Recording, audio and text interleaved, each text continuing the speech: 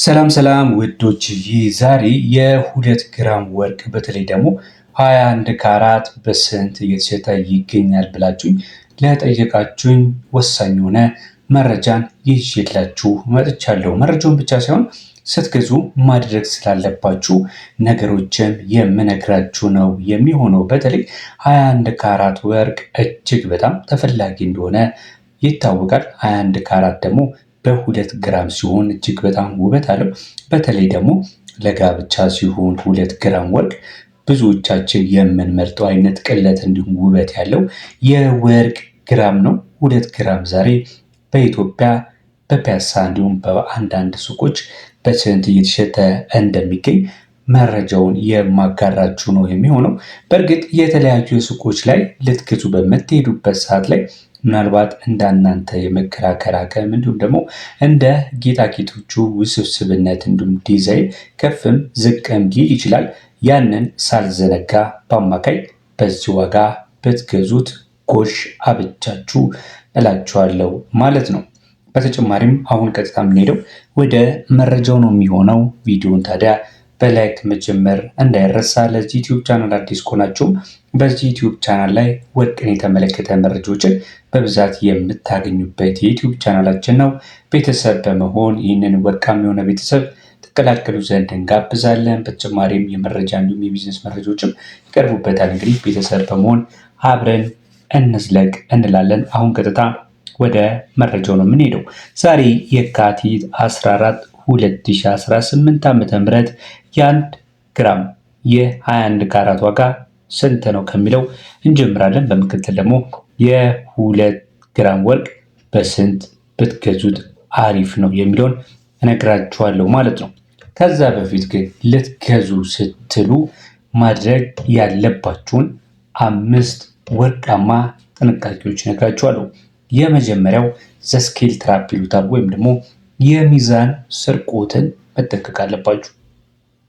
ብዙ ሰው ይህን የሚገነዘበው የገዛሁት 2 ግራም ነው ሊሸጠው ሳስመዝን ደግሞ እንደዚህ ቀነሰ ብሎ ነው። ምናልባት በደንብ እርግጠኛ ለመሆን 2 እና 3 ወርቅ ቤቶች እርግጠኛ መሆን አለባችሁ ማለት ነው። 2 ግራም ወርቅ በጣም ትንሽ ክብደት ስላለው ሚዛን ላይ የሚታይ 0.1 ግራም እንኳን በጣም ብራችሁን ሊወስድባችሁ ይችላል ማለት ነው። ወይም ደግሞ 0.1 ግራም ቀነሰባችሁ ማለት ወደ 2200 ብር አካባቢ ኪሳራ ሊያመጣባችሁ ስለሚችል ዲጂታል ሚዛን መሆኑን መመልከት አለባችሁ። ሚዛኑ ሲነሳ ደግሞ 0.00 ብሎ ማሳየቱን ማረጋገጥ አለባችሁ ማለት ነው። የመጀመሪያው ጥንቃቄ ይሄ ነው። ሌላው ደግሞ ምናልባት 2 ግራም ወርቅ ላይ ብዙ ጊዜ ታስተውሉ ከሆነ ቀለበት ላይ ጉትቻዎች ላይ ትናንሽ ድንጋዮች ሊኖሩ ይችላሉ። በምትሸጡበት ጊዜ ነጋዴው የድንጋዩን ክብደት ቀንሶ ነው የሚሸጠው። ስለዚህ ስትገዙ ድንጋይ ብዛት ያለበትን ወርቅ መግዛት የለባችሁ። ምክንያቱም ስትሸጡ ድንጋዩ ዋጋ ስለሌለው ማለት ነው። ወርቁ ብቻ ነው የሚመዝነው። ስለዚህ ይህንን መገንዘብ አለባችሁ። ሌላው ደግሞ የኮስቲንግ ዋጋ ነው። እንግዲህ አሁን የምነግራችሁ ዋጋ አለ። የኮስቲንግ ዋጋ ላይ እጅግ በጣም ጎበዝ መሆን አለባችሁ። ሌበር ወይም ደግሞ ሜኪንግ ቻርጅ ይሉታል። የሰራተኛ ዋጋ ማለት ነው። የእጅ ስራ ዋጋ የወርቁ ክብደት አንጻር ሲታይ ከፍተኛ ሊሆን ይችላል። ከፍተኛ የሆነ እንትን ስለሚኖረው የሰራተኛ ጉልበት ስለሚኖረው ማለት ነው። ምናልባት ዲዛይኑ በጣም ውስብስብ የሆነ አይነት ከሆነ ከፍተኛ የሆነ ዋጋ ሊጠሩባችሁ ይችላሉ። ያንን ከፍ ለማድረግ የሜኪንግ ቻርጁ ማለት ነው። ስለዚህ በጣም መከራከር አለባችሁ ማለት ነው። ስለዚህ ለ2 ግራም ወርቅ ከመጠን ያለፈ የሰራተኛ ዋጋ እንዳትከፍሉ ተደራደሩ። ስትሸጡ ደግሞ ያ የሰራተኛ ዋጋ ተመላሽ አይሆንም።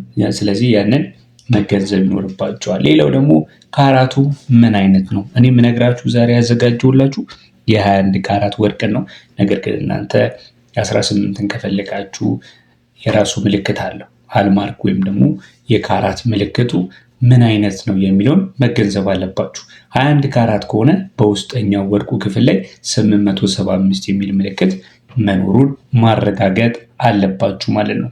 ምልክቱ ከሌለው ወርቁ 21 ካራት ላይሆን ይችላል። ስለዚህ በካራት መመርመሪያ ማሽን ወይም ደግሞ ጎልድ ቴስተር የሚባል አለ። እንዳይውላችሁ መጠየቅ ይኖርባቸዋል ማለት ነው። ለእናንተ የማይታይ ከሆነ የሚታይበት ማሽን አለ ማለት ነው። ሌላውና አምስተኛው ነገር ደግሞ ደረሰኝ ነው። ደረሰኝ የወርቅ የህይወቱ ዋስትና ነው። ነገ ወርቁን ለመሸጥ ስትሄዱ ደረሰኝ ከሌላችሁ አንደኛ እንደ ሌባም ልትታዩ ትችላላችሁ። ሌላው ደግሞ ልትሸጡ ትችላላችሁ። ነገር ግን ዋጋውን ሊቀንስባችሁ ይችላሉ። ስለዚህ ደረሰኝ መያዛችሁን እርግጠኞች ሁኑ። አንዳንድ ወርቅ ቤቶች ልገዟቸው ስትሄዱ ምናልባት ደረሰኝ ላይ የሚያቅማሙ አይነት ነገር ከሆኑ ምናልባት እኔም ገዝቼ ስለማውቅ ማለት ነው ዊዛውት ደረሰኝ ነው ዊዝ ደረሰኝ ነው ሊሏችሁ ይችላል። ዊዛውት ደረሰኝ ሲሆን ምናልባት ዋጋውን ዝቅ አድርጋችሁ ልገዙ ይችላላችሁ። ግን የፈለገ ይሁን እመኑኝ ደረሰኝ የሌለው ባትገዙ እመክራችኋለሁ። ስለዚህ ያንን መጠንቀቅ አለባችሁ ማለት ነው። ያንን ይመስላል እንግዲህ ምናልባት 2 ግራም ወርቅን እየጠበቅን ነው። በስንት ነው የሚሸጠው ካላችሁ 2 ግራም ወርቅ ዛሬ ባለው ገበያ ከ44,000 ብር በላይ ያወጣል። 44,000 ብር በላይ ያወጣል በ21 ካራት ማለት ነው። ነገር ግን ወርቅ ሳታውቁ ብትገዙ ወይም ደግሞ ብትሸጡ በ1 ግራም ብቻ እስከ 3,000 ብር ልትከሱ ትችላላችሁ። ዛሬ የ21 ካራት ወርቅ ዋጋ ስትብያቸዋለሁ ከ44,000 ብር ጀምሮ 2 ግራም ወርቅ 21 ካራቱ ማለት ነው ልታገኙ ትችላላችሁ ማለት ነው። ስለዚህ አንደኛ የምትጠነቀቁባችሁን 5 ወርቃማ ሚስጥራቶችን አትርሱ ማለት ነው። ያላችሁ ወርቅ 2 ግራምም ይሁን 100 ግራምም ጥንቃቄው ደግሞ ተመሳሳይ ነው። ዛሬ ነገርኳችሁ 2 ግራም በዚህ ዋጋ መግዛት ትችላላችሁ ብዬ ነው ማለት ነው። የዛሬው መረጃ ከጠቀማችሁ ለወዳጆቻችሁ ሼር ማድረግ አትርሱ። በቀጣይ ደግሞ የ18 ካራት ወርቅን እሰራላችኋለሁ። በተጨማሪም ሌሎች ካራቶችን በየግራም እያደረኩኝ የምሰራላችሁ ነው የሚሆነው ማለት ነው። በተጨማሪም ሌላ የምነግራችሁ ነገር ምንድን ነው፣ እዚህ ቻናል ላይ እንደምታውቁት ከሆነ ከወርቅ ጋር የተያዙ ቪዲዮዎች ተሰርተው ይገኛሉ። የተለያዩ የወርቅ ርዕስ ያላቸው እንዲሁም ደግሞ የቢዝነስ ርዕስ ያላቸው መረጃዎች ይገኛሉ። መርጣችሁ ፕሌሊስት አለ፣ እዛ ላይ በመግባት መመልከት ይቻላል። የተለያዩ ነገሮችን መመልከት ትችላላችሁ። ከምትጠይቁኝ ቀደም ተብሎ የተሰራ ርዕስ ከሆነ ቼክ አድርጉ። ኮመንት ከመጻፋችሁ በፊት ለምሳሌ ስለ ወርቅ አወጣጥ፣ ስለ የወርቅ ንጽህና እንዴት እንደምንጠብቅ፣ እንዳንሸወድ ደግሞ ወርቅ የሆነውንና ወርቅ ያልሆነውን እንዴት እንደምንለይ የመሳሰሉ ብዙ መረጃዎች ስላሉ እዛ ላይ ቼክ አድርጉና ካጣችሁ ደግሞ እናንተ ኮመንት ላይ ጠይቁኝ። እኔ ያንን የሚመለከት ቪዲዮ ሰርቼ አቀርብላችኋለሁ ማለት ነው። እስካሁን አብራችሁ ስላላችሁ አመሰግናለሁ። ላይክ፣ ሰብስክራይብ እንዲሁም ሼር አይረሳ። ሰላም።